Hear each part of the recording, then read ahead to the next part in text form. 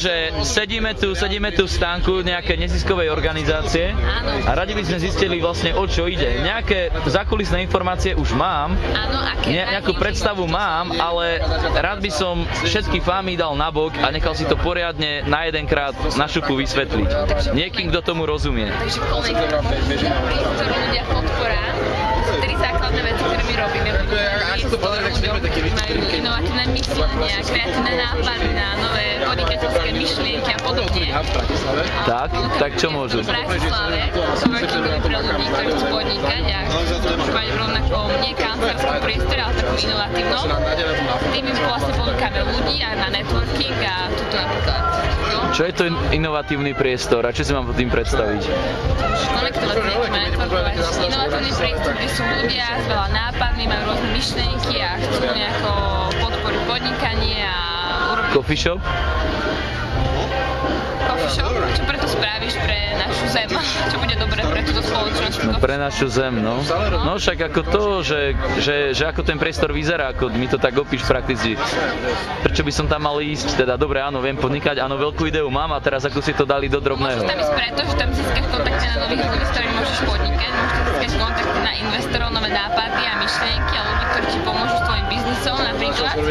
A získaš tam veľa kontaktov, to je teraz dôležité, aby si ľudia... No dobre, a tie kontakty tam čo, sedia, alebo čo si tam robia na svojom? Ľudia, ktorí tam pracujú a ja som tam videla, jak sa žmurkol. Nie, o to nejde, lenže chodíš okolo horúcej kaše, ako to vyzerá? To je akože nejaký taký open space? Áno, je to open space.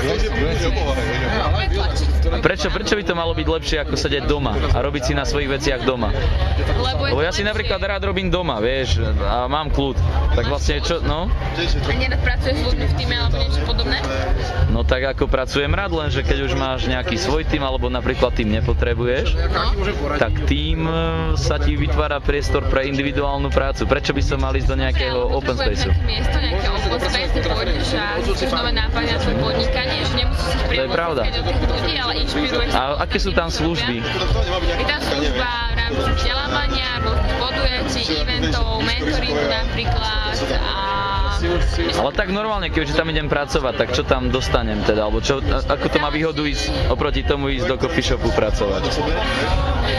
Záleží napríklad, to je vlastne od počtu hodín, koľko tam budeš pracovať, koľko chceš, budeš tam mať aj bar, môžeš sa osviežiť, bude tam chill-out zóna, bude tam knižnica, môžeš sa vzdelávať, je to krásne, bývalé tejto, nie factory, ale továrni. Kde? V Vernovke.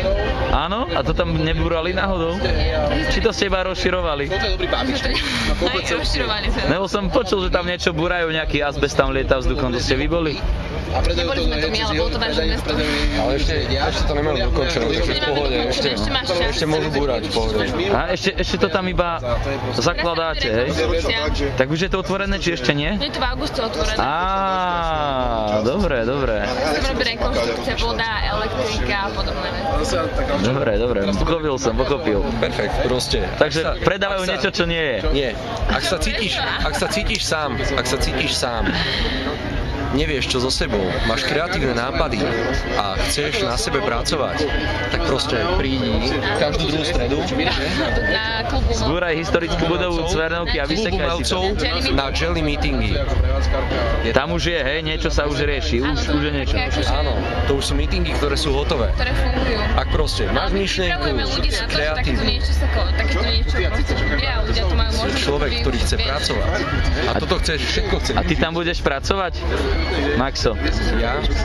Ja budem pracovať asi v celej Bratislave na Slovensku. Na celom Slovensku. Áno.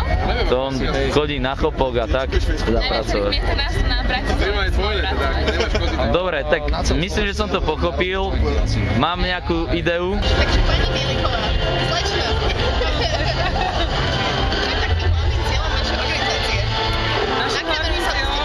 Maxo. Našim hlavným cieľom je pomáhať deťom v Afrike a dať im novú šancu do života, aby mohli vyštudovať, aby mohli mať lepší život, aby mohli mať lepšiu prácu a aby mohli zachrániť ďalšie deti. No dobre, to je idea. Ako sa to robí? No, hlavné aktivity to je adopcia na diaľku, takže môžete si adoptovať dieťa za 20 € mesačne a takto vlastne mu môžete vyštudovať. Koľko momentálne máte detí? Dám ho na Máme futbal. 250 detí, ale zachránili sme už 1200. Hej, a odkiaľ odkedy? Super. A odkedy? Od roku 2005. Wow, vy ste super. Ďakujem, sme super, áno, naozaj. To nebola otázka. Nevadí. No, a čo by ste odkázali všetkým našim počúvajúcim? Trngáčom. Odkázala by som im, že pokiaľ ešte nemajú deti, tak je to veľmi jednoduché, môžu si hneď jedno adoptovať dnes. A pokiaľ už deti majú, tak môžu mať ďalšieho súrodenca. Áno, výborne. A aké sú také ďalšie veci, kde možno niekto nechce dlho? A aj ho stretnem?